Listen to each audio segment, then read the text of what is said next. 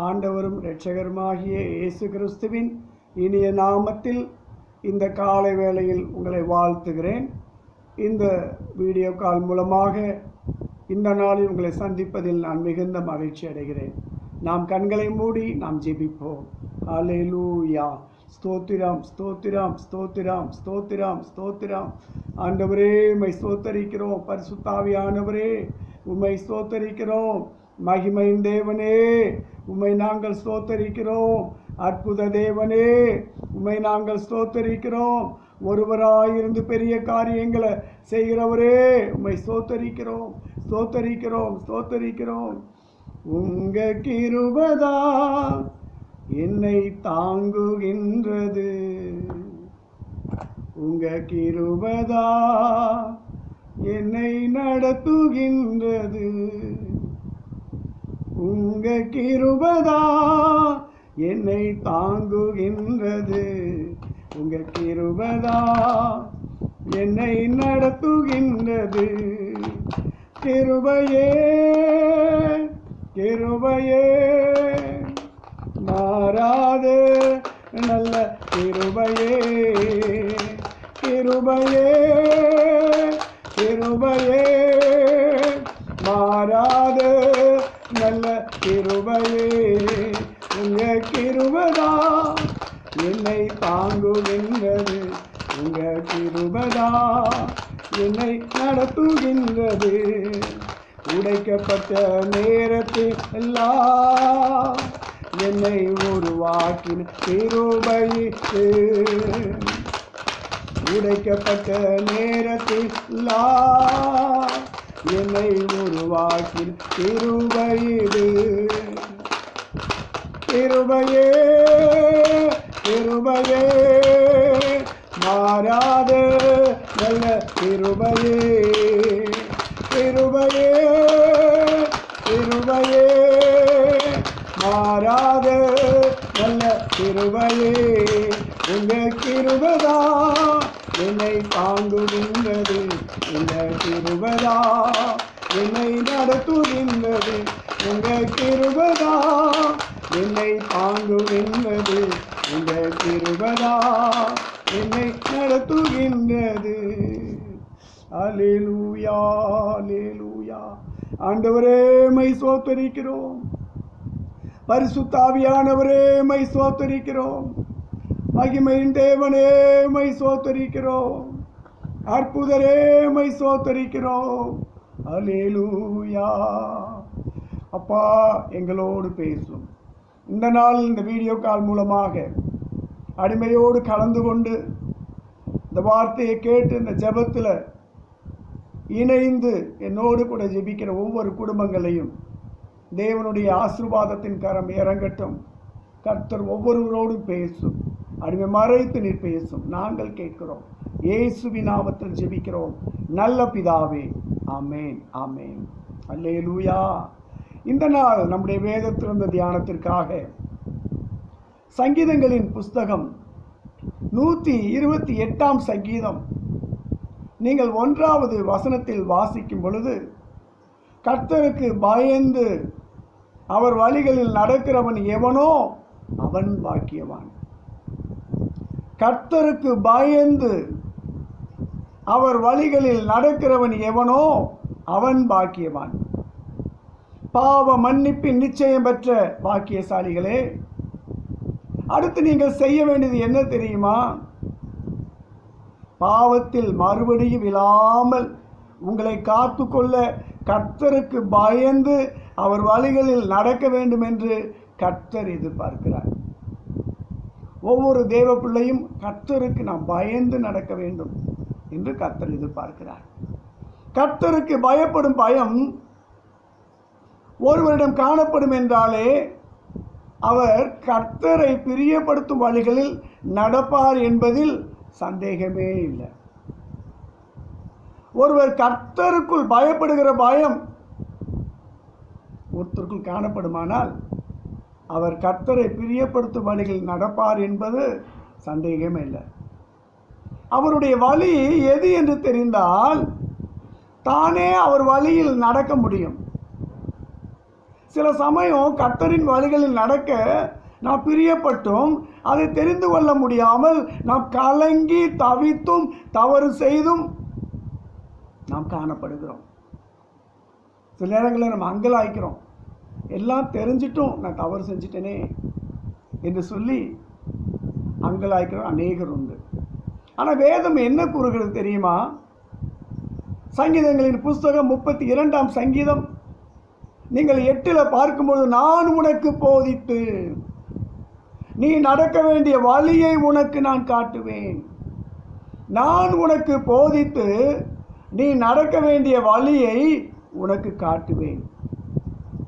கேட்கணும் ஆண்டவர்கிட்ட, ஆண்டவரே நான் உமது வழிகளில் நடக்க நான் பிரியப்படுகிறேன், எனக்கு உதவி செய்யும் என்று ஒரு சின்ன ஜெபம் நீங்கள் ஏறெடுத்து பாருங்களேன். கலங்கி தவித்த இஸ்ரவேலருக்கு வழிகாட்டும்படி கர்த்தரின் சமூகம் முன் சென்றதே. கர்த்தரை தரிசிக்க விருப்பம் காட்டிய சாஸ்திரிகளுக்கு வழிகாட்ட நட்சத்திரம் தோன்றியது. அல்லேலூயா. ராஜாக்களுக்கு வழிகாட்டும்படி தீர்க்கதரிசிகள் இருந்தார்கள். ஆனால் உங்களுக்கு எனக்கு வழிகாட்ட அவரே வழியாக இருக்கிறார். அவரை முழு இருதயத்தோடும் தேடுகிறவர்கள் பாக்கியவான்கள். அவரை முழு இருதயத்தோடும் தேடுகிறவர்கள் பாக்கியவான்கள். அவர்கள் அநியாயம் செய்வதில்லை, அவருடைய வழிகளில் நடக்கிறார்கள் என்று சொல்லி சங்கீதங்களின் புஸ்தகம் 119ஆம் சங்கீதம் நாம் 2, 3 ஆகிய வசனங்களில் நாம் பார்க்கலாம்.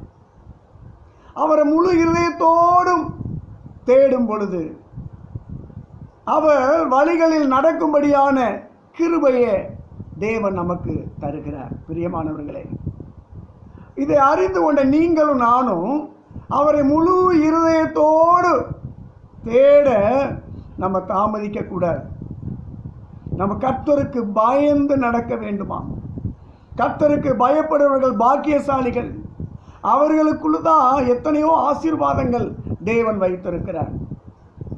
முதலாவது பாருங்க, சங்கீதங்களின் புஸ்தகம் 145ஆம் சங்கீதம் நீங்கள் 19வது வசனத்தில் பார்க்கும் பொழுது வேத வசனம் இவ்வாறு சொல்லுகிறது, அவர் தமக்கு பயந்தவர்களுடைய விருப்பத்தின்படி செய்து, அவர்கள் தமக்கு பயந்தவருடைய விருப்பத்தின்படி செய்து அவர்கள் கூப்பிடுதலை கேட்டு அவர்களை ரட்சிக்கிறார். யாரெல்லாம் நம்ம கர்த்தருக்கு பயந்து நடக்கிறோமோ அவர்களுக்கு, பயந்து நடக்கிறவர்களுக்கு அவருடைய மன விருப்பத்தின்படி செய்து, கர்த்தருக்கு பயந்து நடக்கூடிய மன விருப்பத்தின்படி செய்து நாம் அவருக்கு பயப்படுகிறபடினால் அவர் நம்முடைய கூப்பிடுதலின் சத்தத்தை கேட்டு அவர் நம்மை ரட்சிக்கிறார், நம்மை மீட்டெடுக்கிறார், நம்மை பாதுகாக்கிறார். எனவே தான் சங்கீதங்களின் புஸ்தகம் 103ஆம் சங்கீதம் நீங்கள் 13வது வசனத்தில் வாசிக்கும் பொழுது, தகப்பன் தன் பிள்ளைகளுக்கு இறங்குகிறது போல, தகப்பன் தன் பிள்ளைகளுக்கு இறங்குகிறது போல கர்த்தருக்கு பயந்தவர்களுக்கு அவர் இறங்குகிறார். யாரெல்லாம் கர்த்தருக்கு நாம் பயப்படுகிறோமோ, ஒரு சின்ன தவறு செய்யும் போது, ஒரு சின்ன பிழைகள் நாம் செய்யும்போது, ஐயோ ஆண்டவர் இதை பார்க்கிறார், என் தேவன் பரலோகத்தில் இருக்கிறார், நான் பூமியில் இருக்கிறேன், இதோ நியாய தீர்ப்பு நாளில் நான் செய்த பாவங்கள் ஒவ்வொன்றுக்கும் நான் கணக்கு ஒப்பிருக்க வேண்டுமே, அவர் மேலிருந்து எல்லாவற்றையும் பார்த்து கொண்டு இருக்கிறார் என்கிற ஒரு பயம் நமக்குள்ள இருக்க வேண்டும். அப்படி நம்ம அவருக்கு பயந்து நடப்போம் என்று சொன்னால் அவர் நமக்கு இறங்குகிறார். என்ன அர்த்தம்? நமக்கு இரக்கம் செய்கிறார், நமக்கு இரக்கம் செய்கிறார். இன்னும் பாருங்க, நீதிமொழிகளின் புஸ்தகம் 1ஆம் அதிகாரம் நீங்கள் 7வது வசனத்தில் பார்க்கும் பொழுது, கர்த்தருக்கு பயப்படுதல் ஞானத்தின் ஆரம்பம். கர்த்தருக்கு பயப்படுதல் ஞானத்தின் ஆரம்பம். இன்னைக்கு ஞானம் இல்லைன்னு கஷ்டப்படுறீங்களா? படிப்பு வரலன்னு கஷ்டப்படுறீங்களா? கர்த்தருக்கு பயந்து ஆண்டவரை நோக்கி பாருங்க, அவர் ஞானத்தை கொடுக்கிற தெய்வம். நான் ஆண்டவர் அறியாத ஒரு இந்து குடும்பத்தில் பிறந்து வளர்ந்தேன். நான் படிக்கும்போது எனக்கு அவ்வளவாக ஞானம் கிடையாது. எனக்கு தமிழ் மொழியை தவிர வேற எந்த மொழியும் எனக்கு தெரியாது.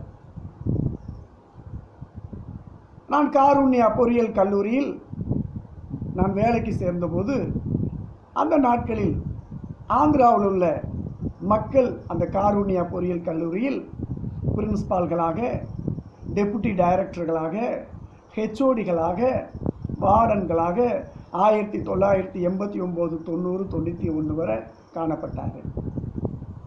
எனக்கு இந்த தெலுங்கு பாஷை தெரியாது. தெலுங்கில் ஒரு வரி கூடி எனக்கு எழுத தெரியாது, படிக்க தெரியாது, பேசவும் தெரியாது, அவர்கள் பேசினா அர்த்தமும் தெரியாது. அப்பொழுது எனக்கு அதிகாரியாக இருந்தவர் ஒரு நாள், அவர்களுக்கு தமிழும் தெரியாது, என்னிடம் என் பேரை சொல்லி, டேனியல், நீ வீட்டுக்கு சென்று அம்மா கிட்ட போய் என் ஃப்ளாஸ்கில் காப்பி போட்டு வாங்கிக்கிட்டு, என் மகன் பபுல் ஸ்கூலில் படிக்கிறான், அவனுக்கு அந்த லஞ்சை போய் கொடுத்துட்டு வா அப்படின்னு சொல்லி தெலுங்கில் சொல்லி அனுப்பினேன். நான் எல்லாம் தெரிஞ்ச மாதிரி அவன் நான் மண்டையாட்டிட்டு போயிட்டேன். போய் நான் மாடு உட்காந்துருந்துட்டு என்ன செஞ்சேன், ஒரு 1 hour கழித்து திரும்ப ஆஃபீஸுக்கு போனேன். அப்போ அவர் என்கிட்ட பார்த்து கேட்டார், ஸ்கூலுக்கு போயிட்டு வந்தியா, சாப்பாடு கொடுத்தியான்னு தெலுங்கில் கேட்டார். நான் காப்பி வாங்கிட்டு வர சொன்னேனே, காப்பி எங்கேன்னார். நான் பாடுக்கு பேக்குன்னு முடித்தேன்.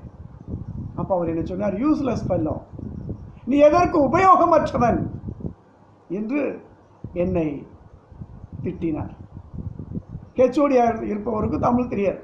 அவர் ஹாஸ்டலில் என்ன செய்வார், ஏதோ வேலை சொல்லும்போது நான் தெரிஞ்சது ஒரு மண்டையாடிக்கிட்டு இருப்பேன், கடைசியில் நான் திட்டு வாங்குவேன்.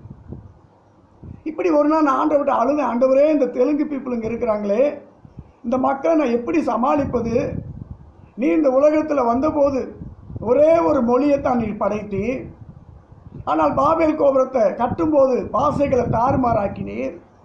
எனக்கு இந்த இடத்துல தெலுங்கு தெரியாமல் நான் தவிக்கிறேன், இங்கிலீஷ் எனக்கு தெரியாமல் நான் தவிக்கிறேன், எனக்கு நீர் கற்றுக் கொடுமா ஆண்டவரே என்று கேட்டேன். அப்போ சொன்னார், நீ எனக்கு பயப்படுகிறாயா? நீ எனக்கு பயந்து நடந்தால், உன் எல்லா வழிகளிலையும் எனக்கு நீ பயந்தால், உனக்கு நான் தெலுங்கு கற்றுக் கொடுப்பேன் என்று சொன்னார். கர்த்தருக்கு நான் பயந்து கர்த்தரை தேட ஆரம்பித்தேன். கர்த்தருக்கு நான் பயந்து எதை செய்தாலும் பயந்து நான் செயல்பட ஆரம்பித்தேன். இதெல்லாம் சாட்சியாக சொன்னால் வேடிக்கையாக இருக்கும். இரவு நேரங்கள் ஆண்டவர் வருவார், எனக்கு பாஷைகளை கற்றுக் கொடுத்தார். முதல்ல ஊழியத்துக்கு அழைக்கப்பட்டதும் ஆந்திராவில் விஜயவாடா என்கிற ஒரு பட்டணத்தில் முழுரவு ஜெபத்துக்கு நான் செய்தி கொடுக்கும்படி போயிருந்தேன். எனக்கு அங்கே டிரான்ஸ்லேட் பண்ணப்பட்டவர் அன்று வரவில்லை. அப்போது என்னை அழைத்தவர் சொல்லிவிட்டார், நீங்களே சமாளிச்சுக்கங்க பிரதர்ன்னு சொல்லிட்டார். நான் கர்த்தருக்கு பயப்படுவதினால், கர்த்தருக்கு பயந்து நடப்பதினால் மேடையில் என் பேரை அனௌன்ஸ் பண்ணியாச்சு. நான் ஆண்டவருடைய சமூகத்தில் என்ன செய்ய தெரியாமல் அப்படியே, ஆண்டவரே, நான் உமக்கு பயந்து நடக்கிற மகன், எனக்கு இந்த தெலுங்கு பாஷையை கற்றுக்கொள்ளுகிற ஞானத்தை நீங்கள் எனக்கு தந்திருக்கீங்க, நான் பேசக்கூடிய ஞானத்தையும் கொடுங்கன்னு சொல்லி நான் கண்களை மூடி ஆவியில் இறைந்து ஒரு 2 நிமிடம் அந்நிய பாஷையில் ஜெபித்தேன். அவ்வளோதான். பாருங்க, தெலுங்கில் பாட்டு பாட ஆரம்பிச்சிட்டேன். என்ன பாட்டு தெரியுமா? ఎన్ని తలసినా ఏది అడిగినా జరిగేది నీ చిత్తమే ప్రభువా, జరిగేది నీ చిత్తమే. ఎన్ని తలసినా ఏది అడిగినా జరిగేది నీ చిత్తమే ప్రభువా, జరిగేది నీ చిత్తమే. నీ తోడు లేక, నీ ప్రేమ లేక ఇగలోని నా ప్రాణి నిలవలేదు. నీ తోడు లేక, నీ ప్రేమ లేక ఇగలోని నా ప్రాణి నిలవలేదు. అడవి పొందినా నీ ప్రేమ పొందుక, అడవి పొందినా నీ ప్రేమ పొందుక, విడిపించుమని ప్రేమతో ప్రభువా విడిపించుమని ప్రేమతో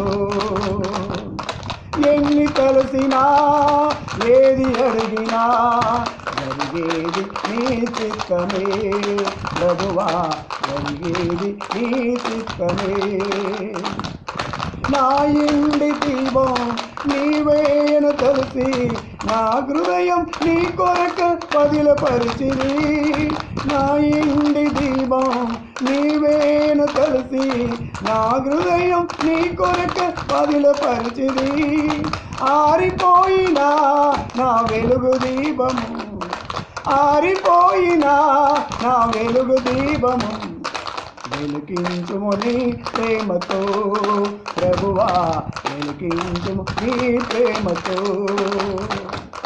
ఎన్ని తలసినా ఏది అడిగినా జరిగేది నీ చిత్తమే ప్రభువా జరిగేది నీ చిత్తమే. இந்த பாட்டு என்னை அறியாமல் வந்தது. நான் ஆவியில் நிறைந்து 1.5 மணி நேரம் அந்நிய பாஷையில் பேசினேன்.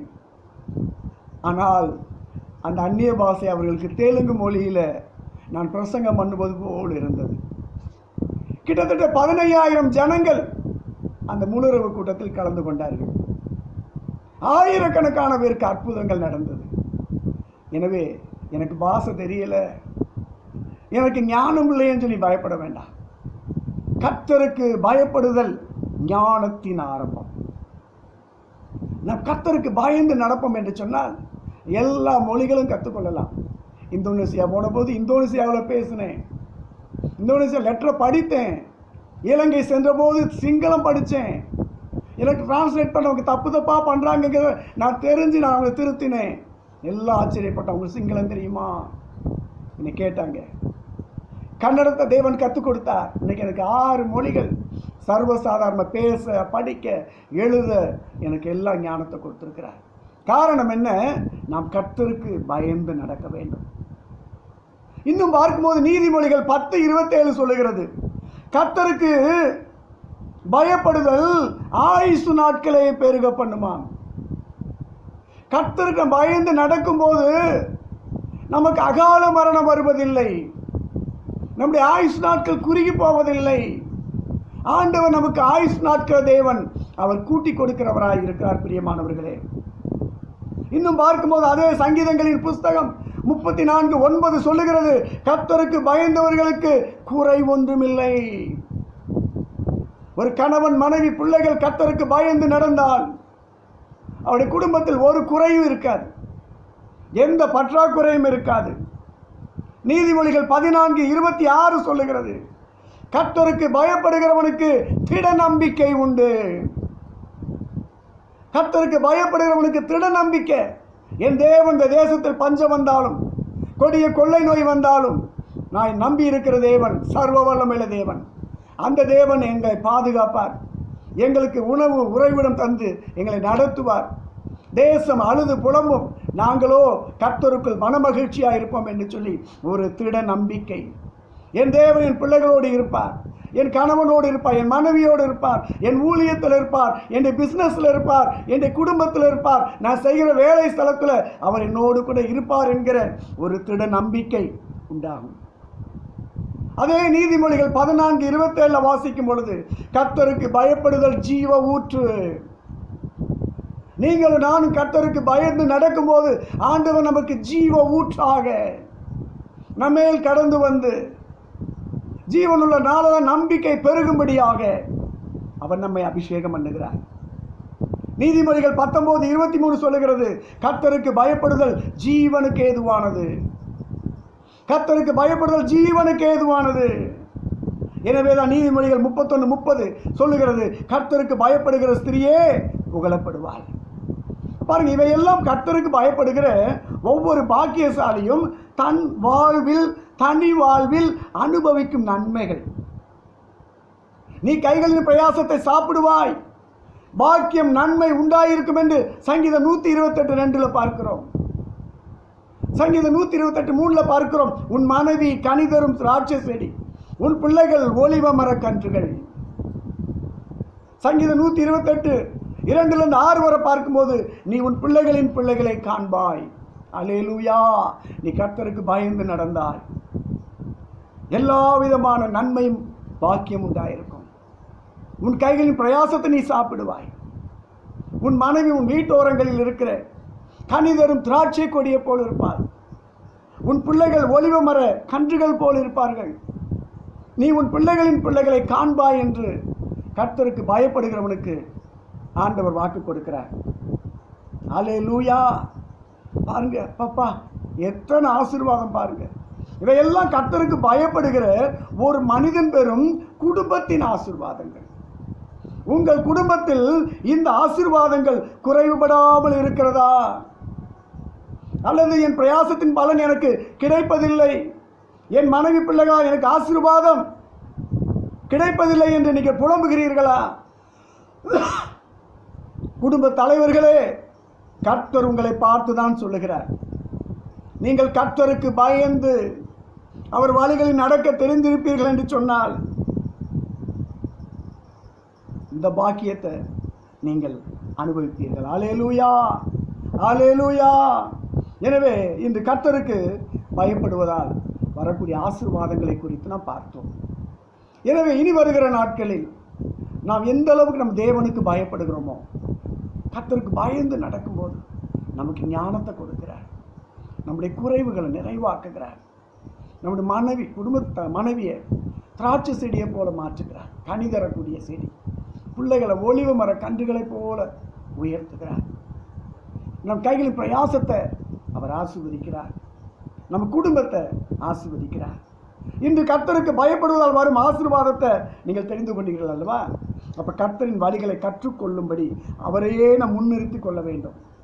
கர்த்தருக்கு பயந்தவர்களில் நடந்து அவருக்கென்று நம்ம வைத்திருக்கக்கூடிய அந்த அன்பு, அவர் மேல் வைத்திருக்கிற அன்பு, அந்த அவர் மேல் வைத்திருக்கக்கூடிய பயம், இந்த குடும்ப ஆசீர்வாதத்தை பெற்றுக்கொள்வதற்கு நமக்கு உதவி செய்யும். நாம் கண்களை மூடி நாம் ஜெபிப்போம். நன்றி பரிசுத்த ஆவியானவரே, இந்த ஆசீர்வதிக்கப்பட்ட இந்த நல்ல நாளுக்காக ஸ்தோத்திரம். தகப்பனே, இந்த கொரோனா ஊரடங்கு நாட்களில் இதோ நாங்கள் உடைய சமூகத்தில் வந்து நிற்கிறோம். கர்த்தருக்கு பயப்படுகிறவனுக்கு திட நம்பிக்கை உண்டு. அவனுடைய பிள்ளைகளுக்கு கர்த்தரால் அடைக்கலம் உண்டாகும். கர்த்தருக்கு பயப்படுகிறவனுக்கு குறை ஒன்றும் இல்லை. கர்த்தருக்கு பயப்படுகிறவன் கையின் பிரயாசத்தை சாப்பிடுவான். அவன் மனைவி வீட்டோரங்களில் நிற்கும் உயர்ந்த போல திராட்சை செடியை போல இருப்பான். பிள்ளைகள் ஒலிவ மர கன்றுகளைப் போல் இருப்பார்கள். ஜீவனுள்ள நாளெல்லாம் நன்மையும் கிருபையும் தொடரும் என்று நாங்கள் ஆண்டவரே தியானித்தோம். அப்பா, இந்த நாளில் உமக்கு பயப்படுகிற தேவ பிள்ளைகள் ஒவ்வொருவர் மீது கர்த்தருடைய அபிஷேகம் இறங்குவதாக, வல்லமை இறங்குவதாக. ஒவ்வொரு குடும்பத்துக்குள்ளும் இருக்கிற வாதைகளை இயேசுவின் நாமத்தில் அதம் பண்ணுகிறேன். கொரோனா தொற்றினால் பாதிக்கப்பட்டு மருத்துவமனைகளில் உயிருக்கு போராடி கொண்டிருக்கிற ஒவ்வொரு பிள்ளைகள் மீதும் கர்த்தருடைய வார்த்தையை அனுப்பி, உங்க வல்லமை அனுப்பி, உங்களுடைய அபிஷேகத்தை அனுப்பி ஒவ்வொருவருக்கும் ஜீவனையும் பலனையும் கொடுப்பீராக. கர்த்தருக்கு பயப்படுகிறவனுக்கு திட நம்பிக்கை உண்டு. கர்த்தருக்கு பயப்படுகிறவனுடைய ஆயுசு நாட்களை நீர் பெருக பண்ணுகிற கர்த்தர். யாரெல்லாம் எந்தெந்த ஊழியக்காரர்கள், எந்தெந்த ஊழியக்காரிகள், தேவ பிள்ளைகள் ஆண்டவரே கொரோனா தொற்றினால் பாதிக்கப்பட்டு வேதனைப்பட்டு கொண்டு பயந்து கலங்கி கொண்டு இருக்கிறார்களோ, அவர்கள் மீது கண்ணோக்கமாயிருந்து ஆண்டவர் அவர்கள் இருக்கும் இடங்களுக்கு நீ கடந்து சென்று உம்முடைய வார்த்தையை அனுப்பி, உம்முடைய பரிசுத்த கரத்தை நீட்டி, உம்முடைய தனமுள்ள கரங்களால் தொட்டு அவர்களை சுகமாக்கும். திருமண தடைகள் மாறட்டும், மலட்டு கற்பங்கள் திறக்கட்டும், வியாபார தடைகள் மாறட்டும், பொருள் நஷ்டங்கள், வீண் விரயங்கள் எல்லாம் இல்லாமல் போகட்டும். கர்த்தருக்கு பயப்படுவனுக்கு குறை ஒன்றுமில்லைன்னு சொன்னீங்க. வியாதி கட்டு உடையட்டும். சர்க்கரை நோய், இருதய நோய், இரத்த அழுத்த நோய், நரம்பு தளர்ச்சி நோய், தோல் வியாதி என்கிற நோய் எல்லாம் இயேசுவின் நாமத்தில் சுகம் உண்டாவதாக. மூளை நரம்புகளுக்குள் அபிஷேகம் இறங்கட்டும். கால் நரம்புகள், கை நரம்புகள், எலும்புகளுக்குள்ள, இருதயத்துக்குள்ள, கிட்னிக்குள்ள, சிறுநீரகத்துக்குள்ள, ஆண்டவரை கணையத்துக்குள்ள, நுரையீரலுக்குள்ள, ஆண்டவர் எல்லா மூளை நரம்புகளுக்குள்ள தேவனுடைய அபிஷேகம் இறங்கி ஒவ்வொருவரை தொட்டு சுகமாக்குவீராக, சுகமாக்குவீராக. சாபத்தின் கட்டுகள் முறிக்கப்பட்டு போகட்டும், பலவீன கட்டுகள் உடையட்டும், தரித்திரத்தின் முகத்தடி முறியட்டும், வறுமை ஒளிந்து போகட்டும், தேவைகளை சந்தையும் தடைகளை எடுத்து போடும். பரிசுத்த ஆவியானவரே உமக்கு ஸ்தோத்திரம். ஒவ்வொரு வீடுகளுக்கும் தேவ சமாதானம், தேவனுடைய மகிழ்ச்சி உண்டாகட்டும். ஒவ்வொரு வீடுகளில் எந்த குறைவு இருக்கக்கூடாது, எந்த பற்றாக்குறை இருக்கக்கூடாது, எந்த போராட்டங்கள் இருக்கக்கூடாது, எந்த செய்வன, மாந்திரிகம், சூனியம் இவையெல்லாம் இயேசுவின் நாமத்தில் முற்றிலுமாக ஜெயம் எடுக்கிறோம். தகப்பனே, இந்த நாளில் இந்த ஜெபத்தில் கலந்து கொண்ட ஒவ்வொருவரையும் ஆசீர்வதியும். வரவேண்டிய சொத்துக்கள் வரட்டும், ஏமாற்றப்பட்ட வீடு நிலம் திரும்ப கிடைக்கட்டும், வீட்டை விட்டு போன பிள்ளைகள் மனம் திரும்பி வீடு வந்து சேரட்டும். மதுபானத்துக்கு அடிமையாக இருக்க அநேக குடும்ப தலைவர்களை சந்திப்பீராக, ஆசீர்வதியும். ஒப்பு கொடுக்கிறோம். எல்லா துதிகன மகிமையெல்லாம் எடுத்துக்கொள்ளும். அன்பு ரட்சகர் இயேசுவின் நாமத்தில் ஜெபிக்கிறோம் நல்ல பிதாவே.